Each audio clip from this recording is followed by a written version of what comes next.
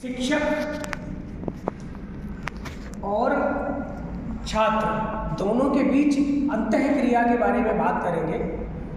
एक बड़ा अच्छा शब्द कुर्ट लेविन ने 1930 में अमेरिका में पहली बार इसका प्रयोग किया।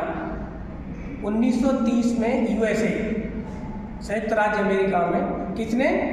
कुर्ट लेविन ने। कक्ष गत्यात्मकता, क्लास में गत्यात्मकता यानी गति, कक्षा में गति कैसे आ सकती है। तो इसके लिए बड़ा अच्छा उन्होंने जो उपाय बताया। कक्षा में मोस्टली एक तो बच्चा होता नहीं है, कक्षा में ढेर सारे बच्चे होते हैं, समूह कहिए जिसको, और सबकी बुद्धि का स्तर अलग अलग होता है, सब अलग अलग तरीके के होते हैं। ऐसा नहीं है कि सभी एक जैसी बुद्धि के हों। तो जब समूह में बैठते हैं तो उनकी सोचने की शक्ति, व्यवहार करना, अनुभव करना, यह सब कुछ समूह पर आधारित होता है। तो यहाँ ये बताने का प्रयास किया जा रहा है कि जब समूह में सब बैठते हैं तो जो व्यक्तिगत सोच होती है उसमें भिन्नता होती है, समूह में और व्यक्तिगत सोच में फर्क होता है। एक बच्चे को अगर खड़ा करके पूछा जाए कि हाँ अपने देश के बारे में बताइए, तो उसके विचार कुछ और होंगे। जब समूहों में सब बैठे होंगे तब उनसे पूछा जाएगा तो बात कुछ और होगी।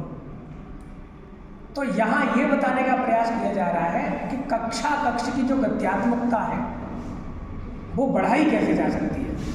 इसमें ढेर सारी बातें बताई गई। जैसे सबसे पहले तो शिक्षक और छात्र इन दोनों के बीच की जो अंतःक्रिया है वो ऐसी होनी चाहिए, जैसे बताया गया कि उन्हें बच्चों को कक्षा में पंक्तिबद्ध होकर के न बिठाया जाए, बल्कि एक राउंड बना दिया जाए, एक गोला बना दिया जाए, गोले में बिठाया जाए। इससे क्या होगा?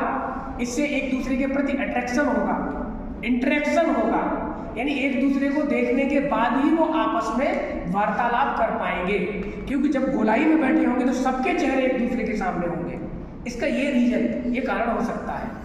अगर हम पंक्तिबद्ध बैठे हैं तो जो सबसे आगे बैठा है वो पीछे वाले को नहीं देख पा रहा है, या जो सबसे पीछे बैठा है वो आगे वाले को नहीं देख पा रहा है। और जब हम राउंड में बैठे होंगे, गोलाकार आकृति में बैठे होंगे, तो हम एक दूसरे को देख सकते हैं। तो इस प्रकार जो गत्यात्मकता बढ़ाने का जो तरीका है, एक तो ये है। दूसरा, शिक्षक और छात्र के बीच में अंतः संबंध ऐसा होना चाहिए, अंतःक्रिया ऐसी होनी चाहिए कि छात्र को बोलने का अवसर दिया जाए। जो गुणी छात्र है, जो उनमें जो गुण है उनको प्रोत्साहित किया जाए। जैसे कोई खिलाड़ी है, किसी की सिंगिंग बहुत अच्छी है, कोई म्यूजिशियन है, किसी की आर्ट बहुत अच्छी है, तो उनको उस क्षेत्र में बढ़ावा दिया जाए, प्रोत्साहित किया जाए और पुनर्वलित किया जाए, जिससे उनकी उस प्रतिभा का और आगे निखार हो।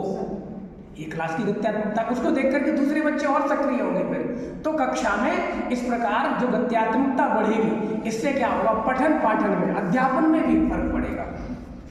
एक अध्यापक को भी और ज़्यादा उत्साहित होकर के वो पढ़ाएगा, अच्छी तैयारी करके आएगा बच्चों की। क्योंकि बच्चे जब सामूहिक रूप से पूछेंगे ना, तो छात्र जब उत्साहित होंगे अधिगम के लिए, तो शिक्षक भी अपनी तैयारी करके आएगा, उसी स्तर से पढ़ाएगा।